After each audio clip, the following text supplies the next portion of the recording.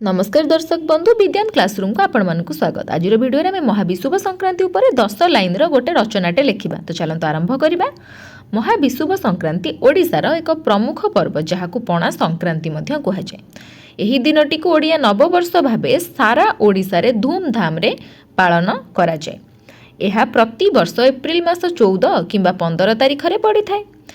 यही पवित्र दिन रे प्रभु हनुमान को जन्मदिन बा हनुमान जयंती मध्य पालित हुए।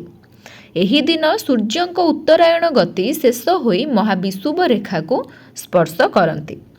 सूर्य प्रखर तापरु रक्षा पाइबा पई एही दिन घरे घरे सुआदिया पणा प्रस्तुत करा जाए।